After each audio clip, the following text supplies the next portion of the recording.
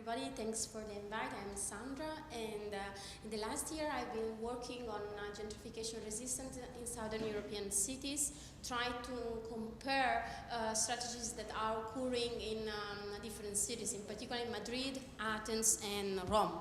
I start with a very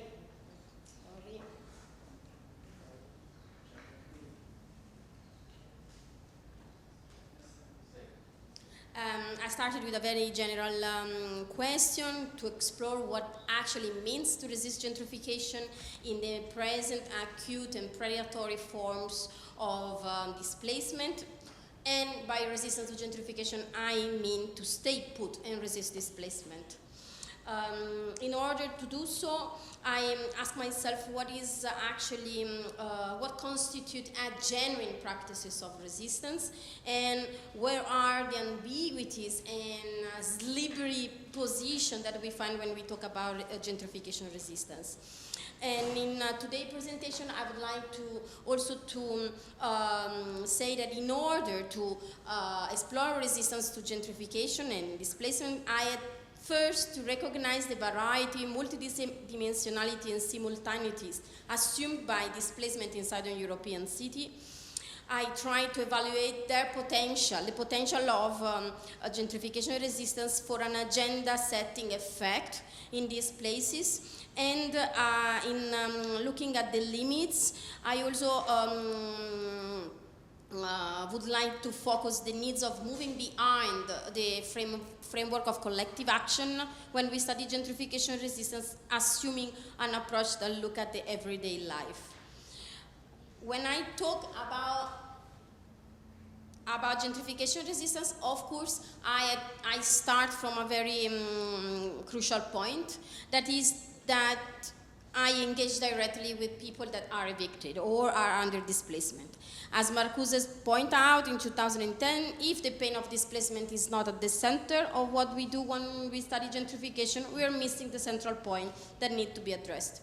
So displacement concern were the key assets or the way I used to select the cases. So for me, the cases of anti-gentrification resistance were cases that aimed at preventing displacement, delaying displacement, searching for solution, of course, but also mobilize fears of eventual symbolic displacement, such as the loss of authenticity in urban neighborhood.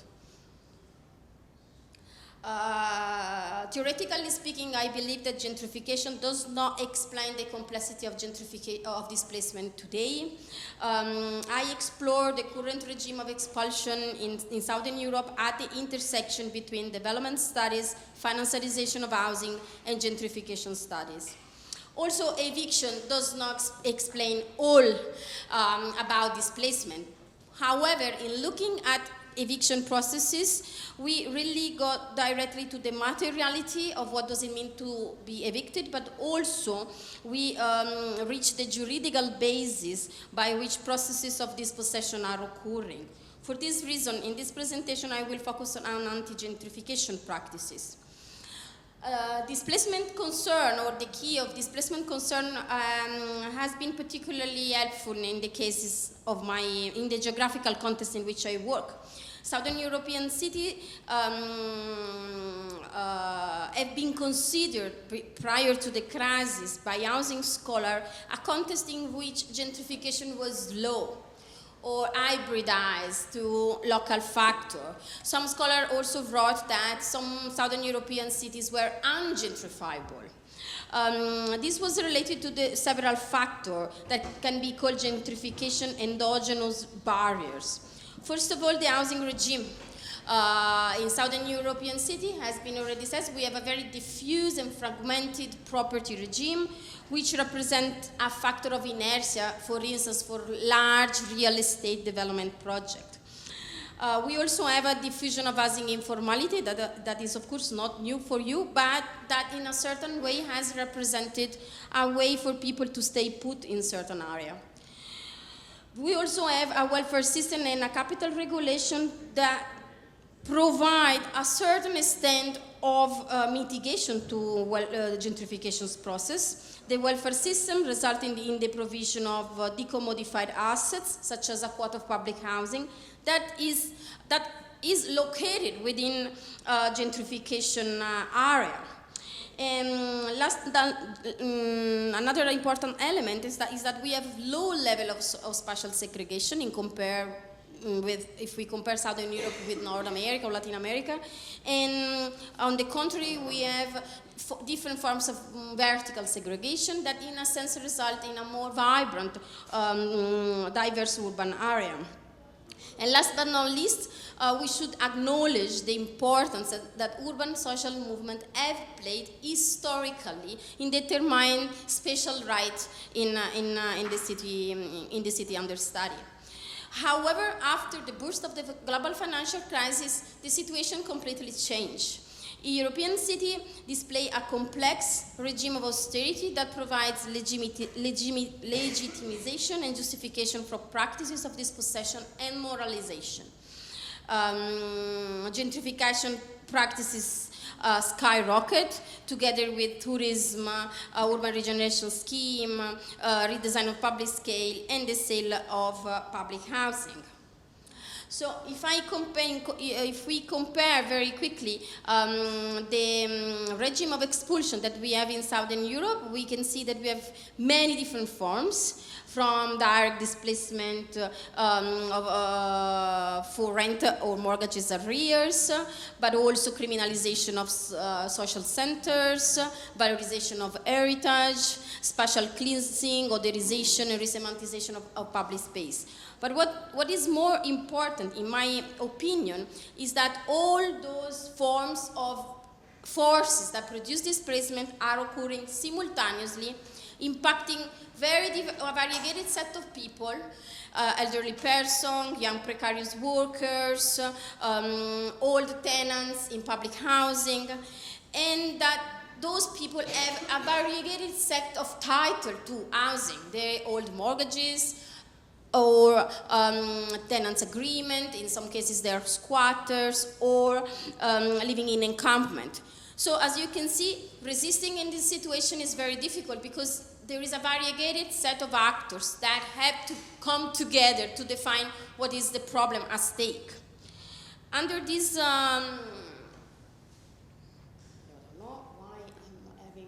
obviously, the regime of expulsion we are experiencing is very acute, and the result has been an increase of practices that are attempting to resist and ban displacement. I then see anti-eviction platform, precisely as Gabriele did, as a policy windows, as a momentum where to explore what can be done in the fraction of time that occur between the eviction order and the physical eviction. But I need also to say that anti-eviction practices are not new. Are not new, for instance, in Rome, in which the anti-eviction practices have been organic to housing movement for a long time. The housing movement have been capable to achieve very important housing rights, for instance, the self-rehabilitation housing law that allow the self-repair of building after occupation, or the affirmation of an housing emergency in 1999, which means that people evicted could be inserted in a specific program for achieving temporary accommodation. We also had the institutionalization of some legal aid for people under eviction, emergency funds allocation to prevent eviction, and often, in many cases, and intermittently, lawyers have been using the moratoria anti sfratto, which is something very typical, for instance, in Rome. And in Italy has the longest process of eviction in Europe. An eviction process, in case of a vulnerable tenant, can last for 5, 6, sometimes 7 years. So as you can see, the amount of time we have for intervention is a lot. When eviction is enforced and institutional responses are not in place, of course the housing movement has or feels the moral obligation to house the evicted person in squatted places. However, I should say that the tenants' organization have been capable to ban eviction in entire neighborhood. And they are capable of mobilizing tenants at large and establish a de facto anti-eviction zone. So Rome, differently than Barcelona or Madrid, does not have to require an anti-eviction zone because it's in fact existing when tenants' organizations are present. The situation complicates a lot when eviction occurs in housing that are rented in the private market. In these cases, the solidarity directly shifts with the civil right of the property owners. So people prefer to, people think that it's good to evict if you don't pay rent and that the property owner must be protected. Unfortunately, in the intermediation sphere between social movement and the city in Rome interrupted drastically with the advent of the crisis and with the austerity climate. The national policy that sought to mitigate eviction for rental arrears unfortunately did not reach those in need due to a restriction of the definition of who can get those funds, and leaving aside all the precarious workers for any sort of financial aids. From interview with the housing movement leader, it emerged that many attempts of the platform to stop this eviction have failed in the last years, and the population started to stay put in all the possible informal way. For instance, buying the right to stay in public housing by tenants of public housing, keeping all contracts which are expired but trying to enforcing them with the public authority, occupying public housing via word of mouth, all practices that were not, that are a formal of an informal market of public housing and mine the capacity of the housing movement to actually request solution to the public authority. So there is a growing informal, invisible, silent practices of resistance that look outside any sort of institutional radar. Finally, what happened was that in 2015, under the an acute austerity regime, the city passed a law that enforced eviction of social centers and housing squat. And the social center decided to build a network that it's called Rome is Not for Sale, a platform that tried to ban eviction. And also to write a chart of, for the urban commons in order to use those buildings as a common goods. However, the struggle for the common goods does not match the struggle for housing. Because the movement, the housing movement has a completely different scope, more pressing needs, and a different repertoire of action. But also, the housing movement was not capable to ban the eviction of 800 refugees that were squatting a building in the city center and were evicted in August 2017. The eviction of the refugees was very brutal and testified the fact that those under eviction and that are paying the cost of a severe austerity climate are mainly migrant, minority groups, and vulnerable category. Looking at after the eviction, the refugees move in encampment, and in this way, eviction is producing marginalization to a great extent that nowadays is constituting a severe problem for the city of Rome. I'm gonna jump the case of Madrid and Athens because we are gonna, in looking at this repertoire of practices of eviction altogether, lots of similarity emerge, different repertoires that I listed as prevention, delaying, and civil disobedience. But what also it emerged are everything that is not organized, everything that is informal, everything that goes that look outside of this type of organizing group. There are potential, of course, of this type of action.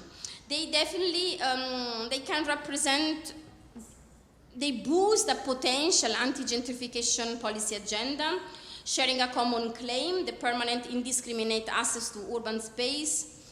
They attest a territorial conflict with a strong spatial dimension, promotes intelligent site-specific action, builds a narrative of displacement, identifying the main causes of displacement, and promotes counter-narrative against gentrification and counter-proposal. They ask, the policy agenda they ask is constituted by 10-year shift, for instance, from mortgages to social rent, new generation of public housing using conversion, confiscation, rehabilitation of empty property, but also they ask to stop privatization of the public stock, and in some cases, for instance, this is the claim of the Greek population to preserve a diffuse home ownership, to preserve home ownership. When we look at all these practices all together, the most interesting thing in my point is the point in which they overlap. Practice that build awareness or preventing eviction, at the same time mitigating and regulating land use, or designing counter-narrative, they all occur together. I don't have time now to describe each of the practices I've been studied, but what I wanted to tell you is that they overlap sometimes, but in some cases they don't, and they converge and diverge in reaching their goal. For this reason, I also see some limits in the way we normally study or experience or try to give sense to gentrification resistance. First of all, the symbolic apparatus of gentrification is a real challenge and is not fully grasped by anti-eviction discourse, which really focus on the materiality of eviction. So it's extremely important to explore the overlapping of strategies among different platforms, local action, that attempt to do different things, but at the end of the day have some common claim. I see the complexity of the people impacted by eviction and against eviction, both as strengths and as weaknesses. The fact that middle classes and lower classes are both fighting against displacement could represent a strength in interclass solidarity, but also it could mine interclass solidarity. In fact, there are emerging internal conflict between new squatting poors, public housing tenants that have bought the title to old public housing tenants, migrants, and so on. And also I see a point of rupture in the capacity of the tenants' organization to ban privatization when home ownership is involved. So for this reason, I think it is very important to explore the paradox of home ownership when it's used as a tool to prevent displacement. And last but not least, I already have seen it, there is a growing informal, silent, invisible number of practices of resistance that remain underexplored if you use the lens of collective action. Everything that is organized, everything that looks for visibility, that scandalizes gentrification, that has a direct action, that is somehow related to contested politics. We need to move much behind this. And we need to encompass practices of resistance on a daily basis, in the everyday life, and everything that we don't know yet about gentrification resistance. Thank you very much for your listening.